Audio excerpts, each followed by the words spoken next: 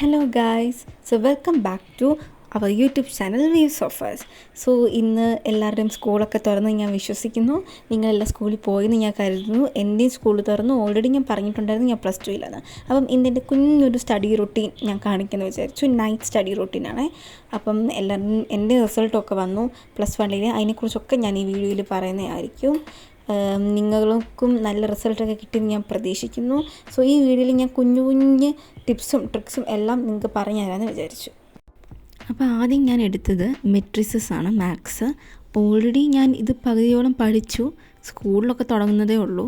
അപ്പം ഞാൻ ചെയ്യുന്നത് എന്തെന്ന് വെച്ചാൽ എനിക്ക് പെട്ടെന്ന് ഈ ടോപ്പിക്സൊക്കെ ഓർത്തെടുക്കാൻ വേണ്ടി ഇതുപോലെ ചെറിയ ചെറിയ ഷോർട്ട് നോട്ട്സ് ഞാൻ എഴുതി വെക്കും. അതും ഈ സ്റ്റിക്കി നോട്ട്സിൽ തന്നെ. അപ്പം ഇത് നല്ലൊരു മാർഗ്ഗമാണ് നമുക്ക് ഓരോന്നും പെട്ടെന്ന് റീകോൾ ചെയ്യാൻ.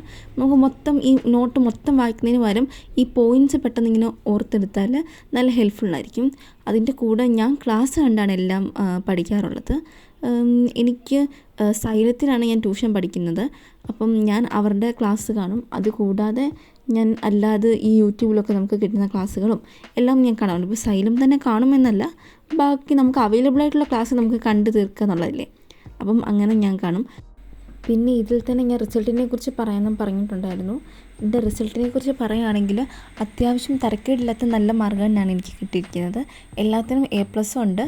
അതുപോലെ തന്നെ മാർക്കിൻ്റെ കാര്യം പറയുകയാണെങ്കിൽ എനിക്കാണെങ്കിൽ മാത്സിന് ഫുള്ളുണ്ട്, ഹിന്ദിക്ക് ഫുള്ളുണ്ട്. അതുപോലെ തന്നെ ബയോളജിക്ക് 76.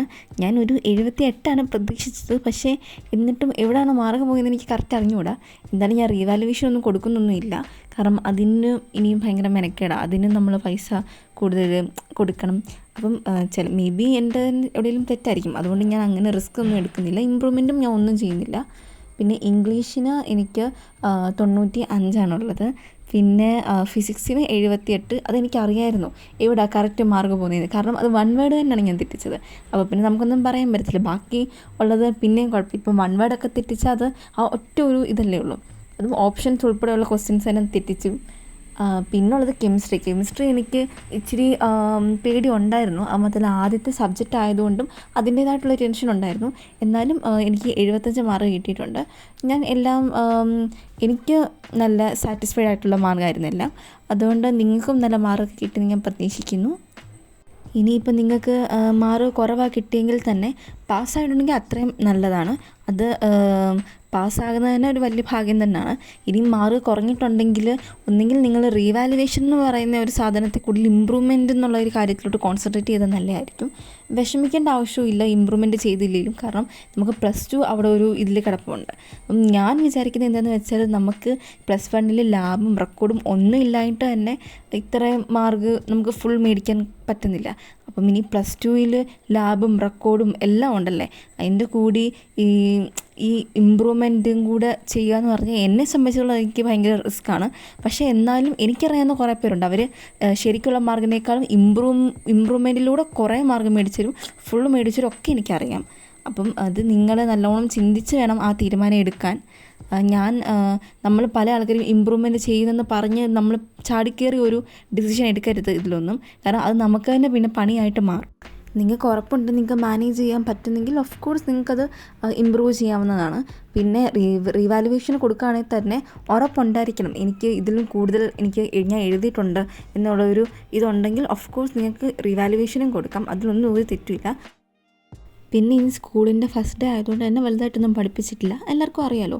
നമ്മൾ എന്തായാലും അത് മാത്രമല്ല ഇന്ന് റിസൾട്ടൂടെ വരുന്നതുകൊണ്ട് ടീച്ചർമാരെല്ലാം അതിൻ്റെ തിരക്കിലും ഒക്കെ ആയിരുന്നു. നേരത്തെ സ്കൂൾ വിടുകയും ചെയ്തു. പക്ഷേ കെമിസ്ട്രി നോട്ട് ഞങ്ങൾക്ക് തന്നിട്ടുണ്ടായിരുന്നു. ആദ്യത്തെ ദിവസം ടൈം ടേബിൾ ഒന്നും ഇല്ലാത്തതുകൊണ്ടാണ് ബുക്കൊന്നും എടുത്തുകൊണ്ട് പോയത്. അതുകൊണ്ട് റഫ് ബുക്ക് ഉള്ളതുകൊണ്ട് പിന്നെ ഞാൻ അതിൽ നോട്ട് എഴുതിക്കൊണ്ട് വന്നു. അപ്പം ഞാനിപ്പം അതെല്ലാം ഇരുന്ന് കംപ്ലീറ്റ് ചെയ്യുവാണ്.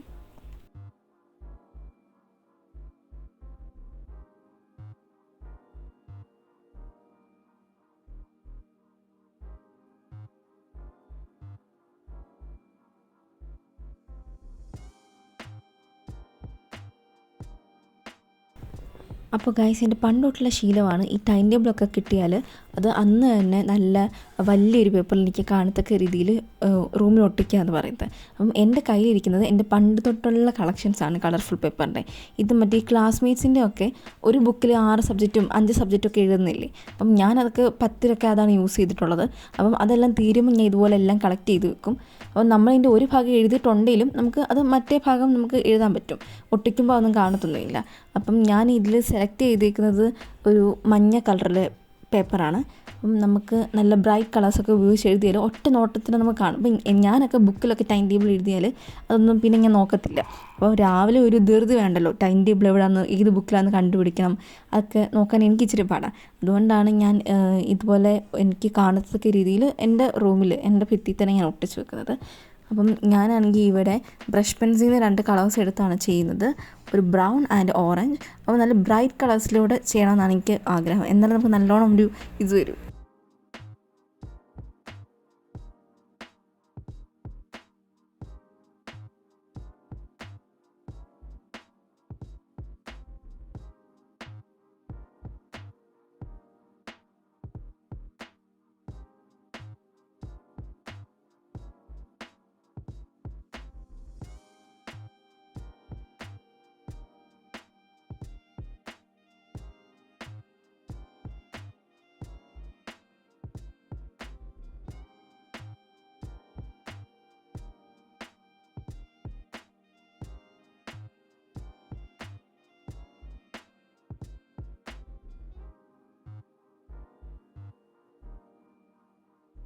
അപ്പോൾ നമ്മൾ ടൈം ടേബിൾ എല്ലാം ഒട്ടിച്ചു. ഇനി ഞാൻ ചെയ്യാൻ പോകുന്നത് എന്താണെന്ന് വെച്ചാൽ, എല്ലാ ദിവസവും ഞാൻ സ്കൂളിൽ പോകുന്നതിന് മുമ്പ് ടു ഡു ലിസ്റ്റ് ഉണ്ടാക്കി വെച്ചിട്ടാണ് പോകാറുള്ളത്.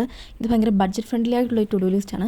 നിങ്ങൾക്ക് തന്നെ കാണുമ്പോൾ അറിയാം, നമ്മുടെ ട്രാൻസ്പെറൻറ്റ് കാർഡ് ബോർഡിൽ ഞാൻ സ്റ്റിക്കി നോട്ട്സ് ഒട്ടിച്ച് വെച്ച് ഇച്ചിരി മോട്ടിവേഷണൽ കോട്ട്സൊക്കെ എഴുതി ഞാൻ വെച്ചിരിക്കുന്നതാണ്. അപ്പം ഇതിൽ ഞാൻ രാവിലെ എണീക്കുമ്പം ഞാൻ ചെയ്യേണ്ട കാര്യങ്ങളെല്ലാം ഞാൻ എഴുതി വെക്കും.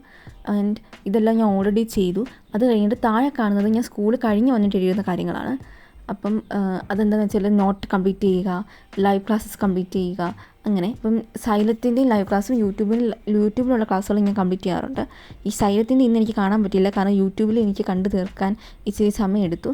അതുപോലെ തന്നെ ടൈം ടേബിൾ ചാർട്ട് ഉണ്ടാക്കുക. അപ്പം നമ്മൾ ചെയ്ത കാര്യങ്ങൾക്ക് ടിക്കറ്റും കൂടെ പോകാം. അപ്പോൾ നമുക്ക് ഇച്ചിരി ഓർഗനൈസ്ഡ് ആയിട്ട് നമ്മുടെ ഒരു പ്രൊഡക്റ്റീവ് ഡേ ആയിട്ട് നമുക്ക് കൊണ്ടുപോകാൻ പറ്റും. അപ്പം ഇതുപോലെ റൂട്ടീൻസൊക്കെ ഫോളോ ചെയ്താൽ നമുക്ക് ടൈം ടേബിൾ വെച്ച് ഒരു ഡേ കൊണ്ടുപോകാന്ന് പറഞ്ഞാൽ ഇച്ചിരിയും കൂടി നല്ലതായിരിക്കും. ഇത്രയും നല്ല നമ്മൾ തോന്നിയ സമയത്ത് തോന്നിയ കാര്യങ്ങൾ ചെയ്യുന്നതിന് പകരം ഇതുപോലെ കൺസിസ്റ്റൻ്റ് ആയിട്ടുള്ള കാര്യങ്ങൾ ചെയ്തു കൊണ്ടുപോകാം. ഓരോ ദിവസത്തെ ഇത് കഴിയുമ്പം നമുക്ക് ഇതുപോലെ അടുത്ത ദിവസത്തെ ചെയ്യാൻ പറ്റും. തീർന്നു കഴിയുമ്പോൾ നമുക്ക് ഈസി ആയിട്ട് ഇത് റിമൂവ് ചെയ്തിട്ട് അടുത്തതും ഇതുപോലെ എഴുതാൻ പറ്റും. സോ നിങ്ങൾക്ക് എല്ലാവർക്കും ഈ വീഡിയോ ഇഷ്ടപ്പെടുമെന്ന് ഞാൻ വിചാരിക്കുന്നു. ഇഷ്ടപ്പെട്ടെങ്കിൽ ഇതുപോലത്തെ കുറേ വീഡിയോസായിട്ട് ഞാൻ ഇനിയും വരും. So do subscribe, like, share, comment. നിങ്ങൾക്ക് എന്തെങ്കിലും എന്നോട് എന്തെങ്കിലും ചോദിക്കാനുണ്ടെങ്കിലും നിങ്ങൾക്ക് എന്തെങ്കിലും ഹെൽപ്ഫുൾ ആയിട്ടുള്ള എന്തെങ്കിലും വേണമെങ്കിലും ഇനി കമൻറ്റ് ഇട്ടാൽ മതി, ഞാൻ എല്ലാത്തിനും റിപ്ലൈ തരുന്നതായിരിക്കും.